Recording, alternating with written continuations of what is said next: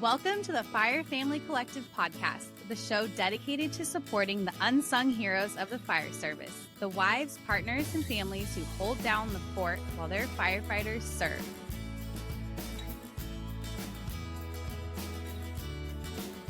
This episode of the Fire Family Collective podcast is brought to you by the Ventura Fire Foundation, the City of Ventura Parks and Rec Department, the Gene Haas Foundation, and SoCal Edison. If you would like to support our mission to strengthen firefighter families, please click the link in the show notes or visit us at firefamilycollective.org. Hello, welcome to the Fire Family Collective podcast. I'm Amanda, and I am here today with fellow firewife, Ashley Pridgeon. Nope, see, I already said it wrong. Sorry, Ashley. You're good. You're good.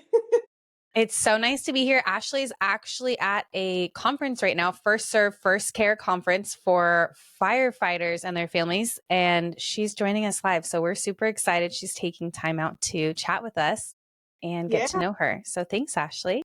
Yeah, absolutely. I'm excited to talk with you.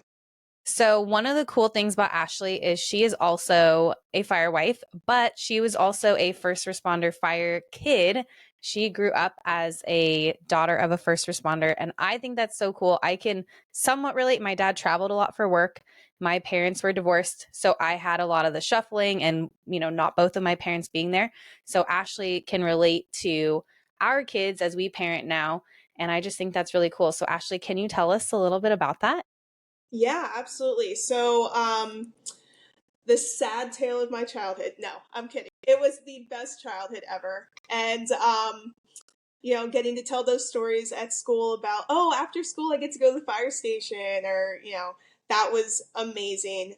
Definitely had some disappointing moments of, missed volleyball games or, school events and that.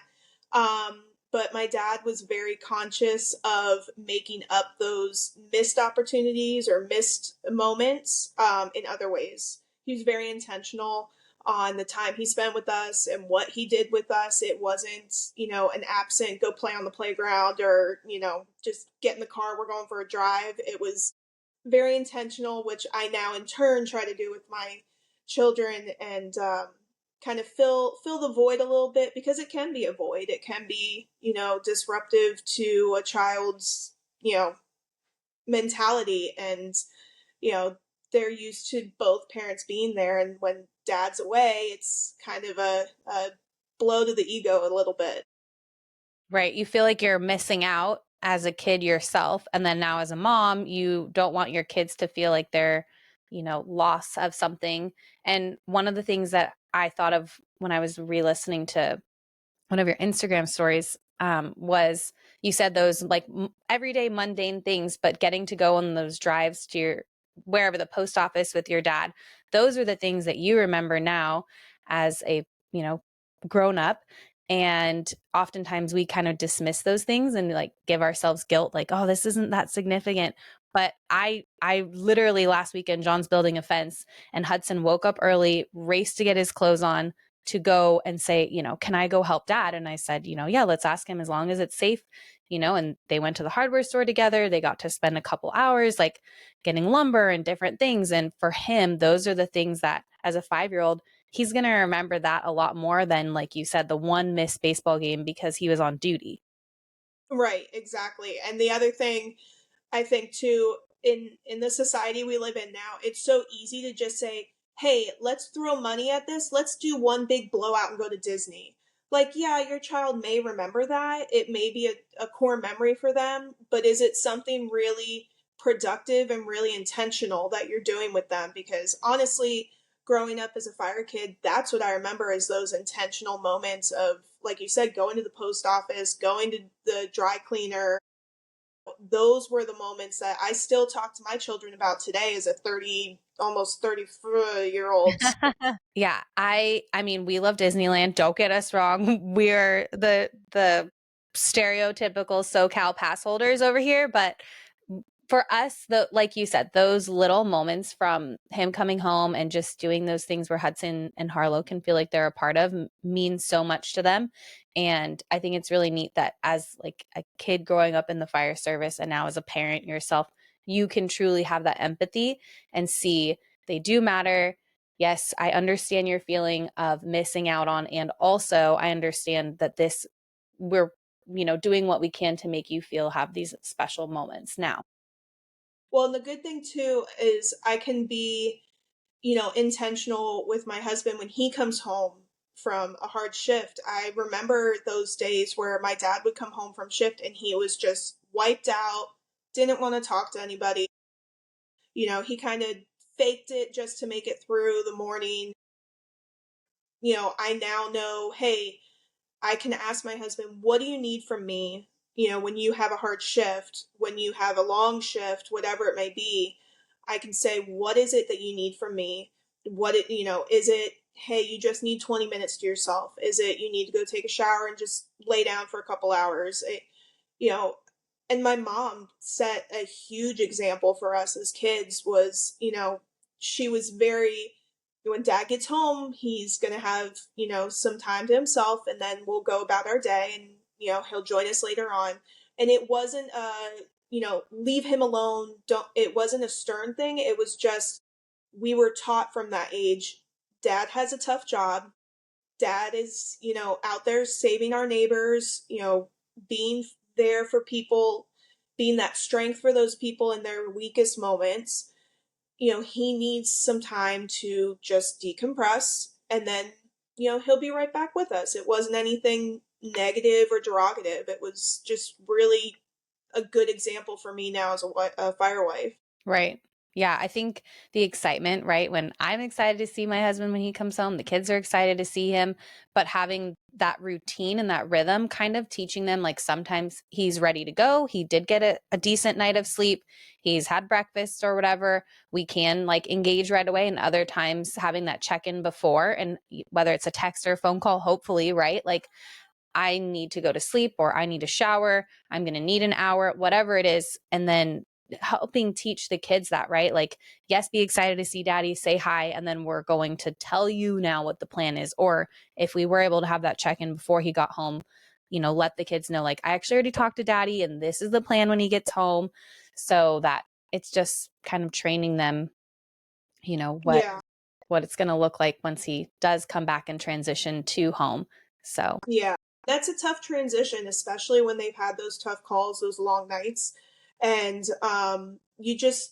it's a good thing to set that tone with your children now at such a young age so they know, like, okay, dad walks through the door, it's not time to tackle him. It's not, I I kind of have a code word with my son that, when dad's had a rough shift, it's okay, but, he needs a minute. And that's kind of like our little phrase of, okay, dad's, he doesn't know the details of it, but he knows when dad gets home, he's going to need a minute. yeah. So that's kind of cool. Yeah, that's a good like tool to have in our toolkit, right? As we're navigating this part of it. So cool. Thank you for sharing that. Yeah, absolutely. One of the other things I really wanted to talk to you about was romanticizing this career. So I think that's really interesting. You shared a couple times how sometimes you get like negative feedback and comments, which sometimes people can keep their opinions to themselves. Exactly. Anyways, we love a little bit of the, discourse here. We can talk about things. So I personally read romance books, and I have read one firefighter romance books. Yeah, like you said, you're, sharing like we have this vision as society of like the hot firefighter and they're just so dreamy. And sure, that's like part of it, but that's like a sliver of our reality as a family. And it's really hard and it takes a toll on us. So I'm just curious what you want to share more about that. Yeah.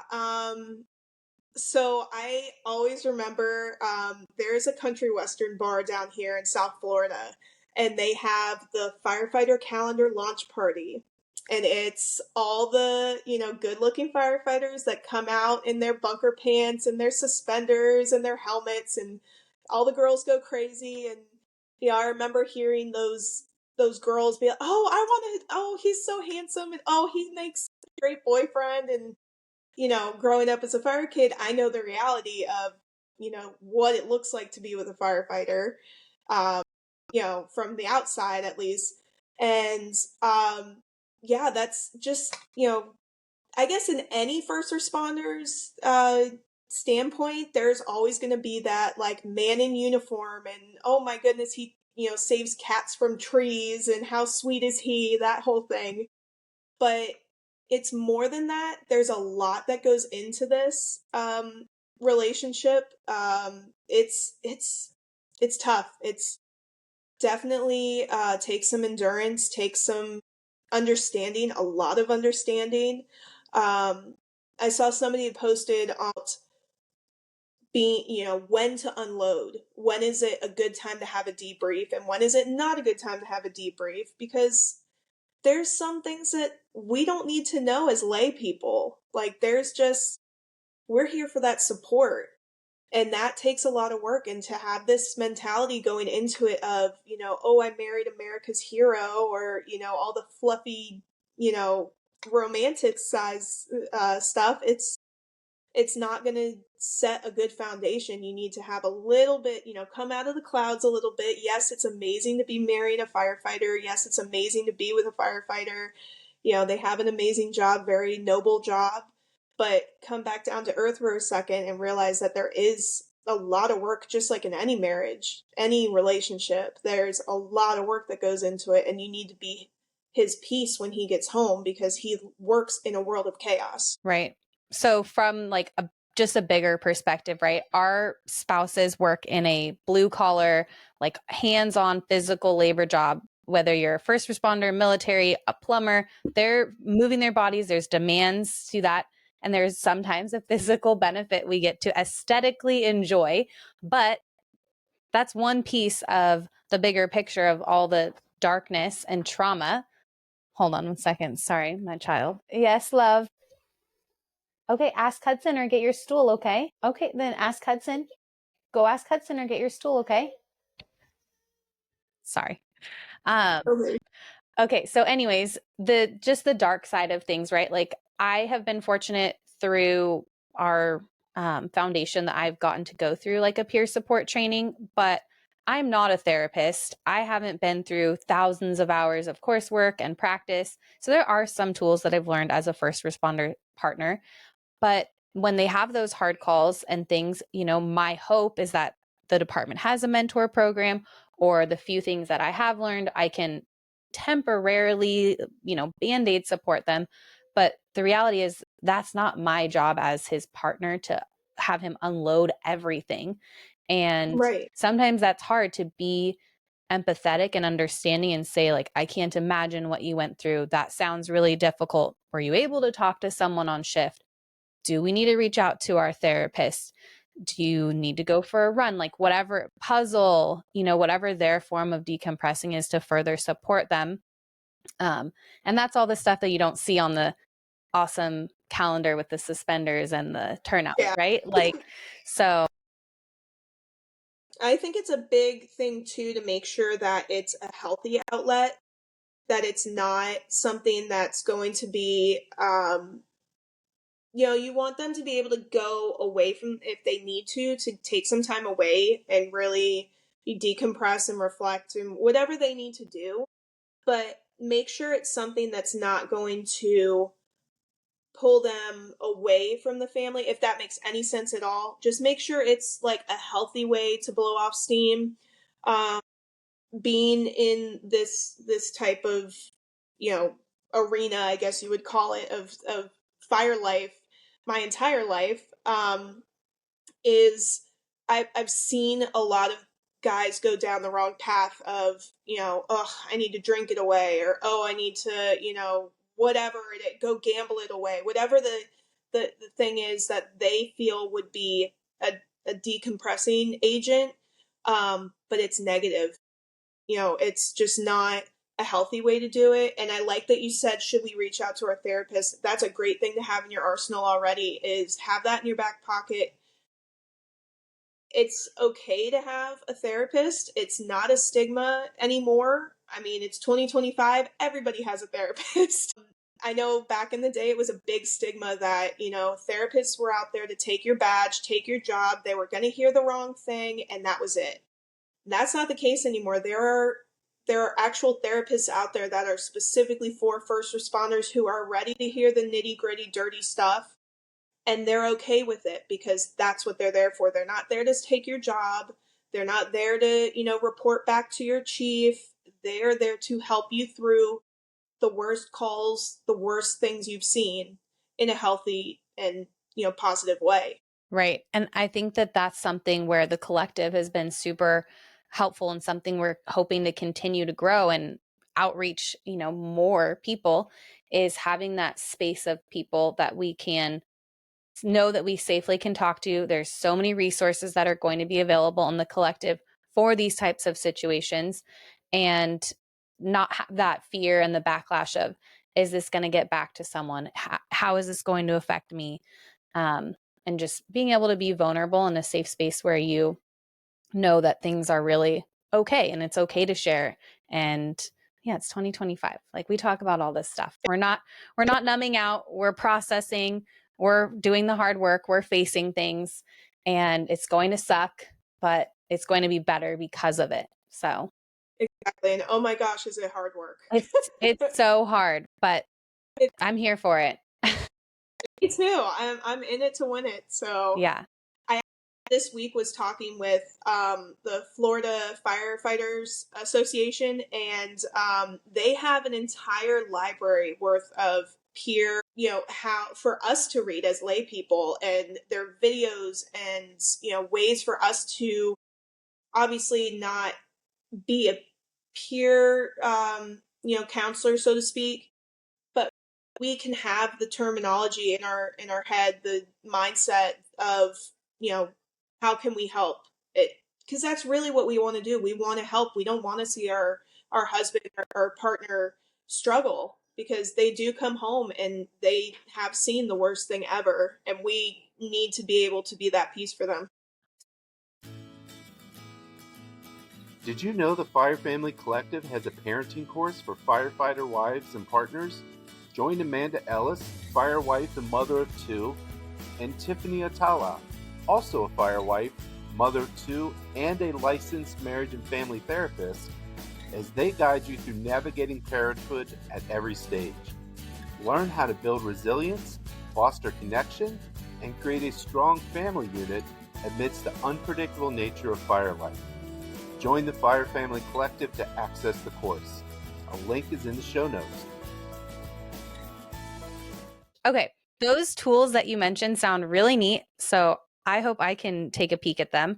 And I think, just like you said, being able to be a support, but we're not the only, resource for our partner or fellow firewife, right? I want to be able to have my sisters talk to me and feel like they're able to share things with me without thinking, oh my gosh, she's going to judge me, or who's going to hear this too. So just knowing that we're all in this together, we want to support one another and see each other thrive and have each other's backs and just make every day better.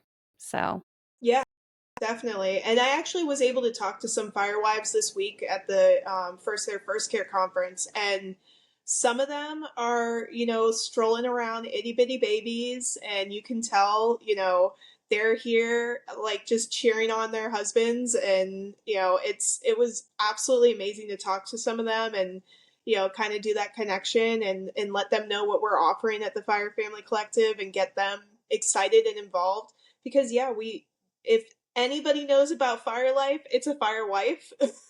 We're like in the thick of it all the time. So to have that connection and have that support to just, chit chat and have no judgment or, oh, I'm going to say something that's going to scare her off. Like, we're not scared off. right. Promise. Right.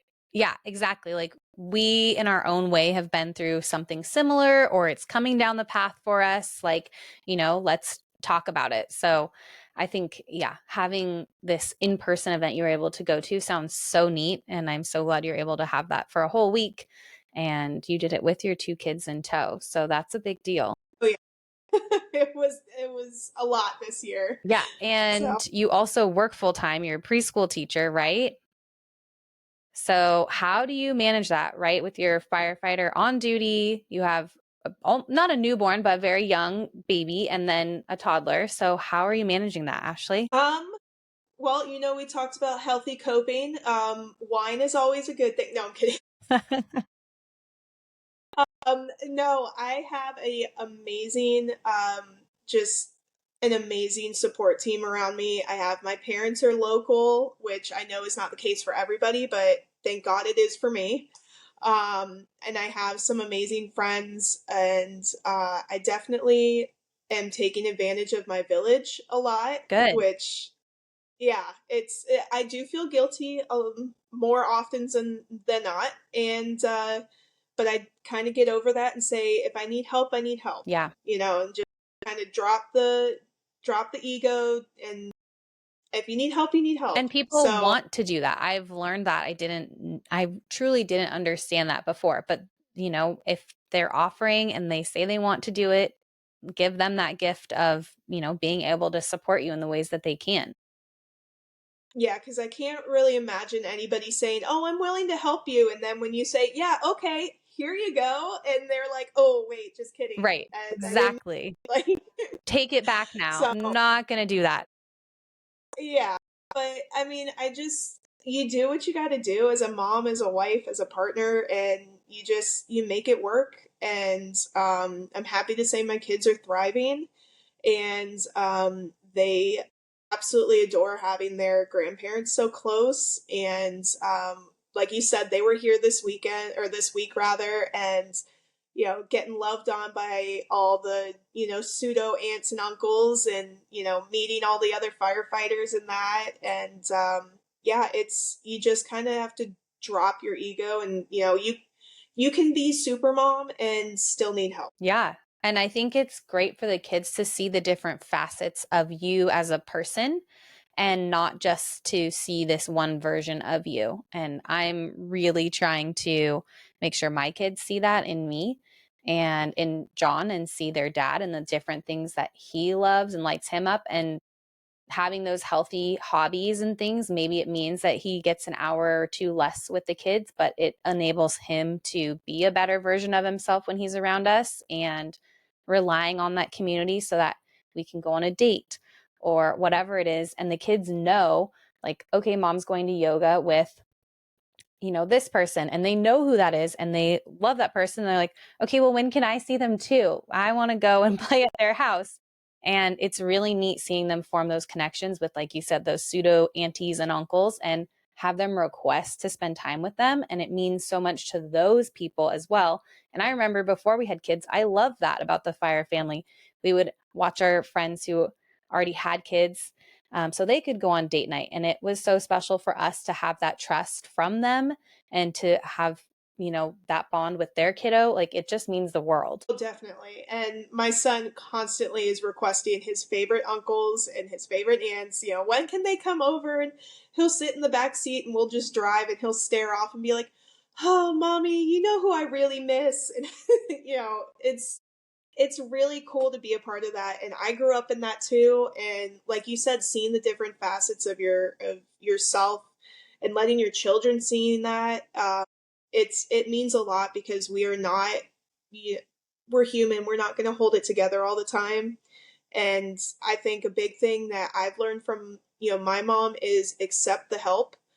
um there was a time that my brother and I were pushing her, it's okay to say no. It's okay to say, you're not able to do that right now. Or, it's okay to say, yes, I need the help. And that has been such an influential thing on me now as a fire wife and as a mom, that it's okay for my kids to see that I'm accepting that help, that I can't do it all at the same time, that, mommy does get frustrated and mommy does maybe get a little loud.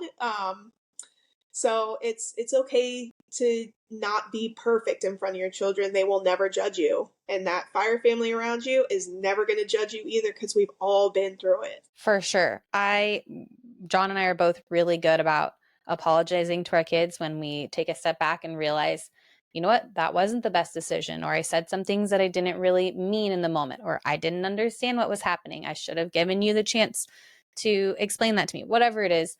And teaching our kids how to apologize and own things, it's a hard lesson as a parent, but it's a good thing to emulate so they can learn from that as well. Definitely. I have started implementing that in my life as well. Is just, bud, mom was a little frustrated and I'm sorry my words sounded harsh, or, it's just been a busy morning, buddy. I know it feels like I'm rushing you, having those conversations with them so they understand too what's going on. My mom was very intentional on conversations with us and making sure that we knew what was coming next, because being in the fire service, our life is very, very chaotic. You never know if, that phone call is going to come in that, hey, we need you. You've been mandated. You have to go into work, or, hey, we have a detail. We need somebody. And, especially here in Florida, hey, there's a storm coming. You need to go to the station and you're on lockdown for the next 3 days. It's very chaotic. Yeah. And I think having those abilities where we can teach our kids resilience and being flexible is huge with first responder families. And yeah, even more so depending on where you live with the weather, right? Like those things are really impacting your lives. For sure. Awesome. Is there anything else you wanted to share with us, Ashley? Well, I want to kind of put it out there for all the fire wives and fire partners. If your firefighter is having a conference coming up or a convention coming up, please attend with them. I was able to chit chat with a lot of fire wives and fire partners this week and kind of get a feel from them. In fact, I've been doing this First Serve First Care conference for a long time, all the way from being what they call a distraction during our advanced, life-saving competition. Help my brother. You need to help my brother. And Wow. pulling on the pants. When you were Yeah, a kid. all the way. Yes, all the way from a kid now into adulthood. I've been involved at this conference, and chit chatting with the wives and partners, and just getting a feel for how they enjoyed it. I can tell you this year there have been more support systems, i.e. the wife or the partner or the firefighter, than they've seen in years. It's been really cool to see. So if your firefighter is having a conference or convention, check and see if that's an option. Even if you just go for the day, if it's a local thing, you can learn a lot. It's good networking. It's neat to meet those firefighters outside of the firehouse. Of course, it's still very professional, but it's a little more fun than just sitting at the table at the fire station. So that's kind of my soapbox spiel of if you get the opportunity to do it, I highly suggest it, and just be there as a support. And hey, you never know, you might walk out with some stress balls, or Some yeah, cool I'm swag. telling you. Yeah, for sure. The things they were giving away this year, I mean, I have a heating pad, that you can stick in the microwave. My son walked out with probably 15 different like shaped stress balls. Wow. He's, next year. Um, yeah, it was, I mean, that's just a perk of it. But yeah, definitely if you can go, I'd say go. Yeah, I love the in-person connection as much as possible. Getting to, sit with someone and just chat like this is such a privilege. And I'm so grateful for technology.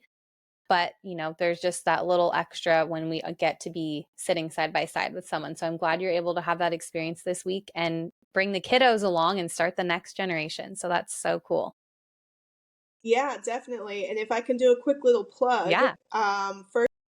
First Care is going to be moving to the Broward Convention Center. It is completely redone.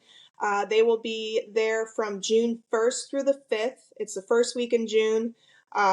It's right by the beach, downtown Fort Lauderdale. Beautiful sunny beaches. Come on down. We'd love to have you. And all your firefighters can get their continuing education points that they need. Cool. So there's Exactly. So your firefighter gets to do his courses and you get to go lay out by the pool or by the beach. And hang out with Ashley. Yes, please come down. I'd love to see you guys. Awesome. Well, I'm so glad we got to have this time together, Ashley. I can't wait to talk with you. And until next time. And thanks for listening, everyone.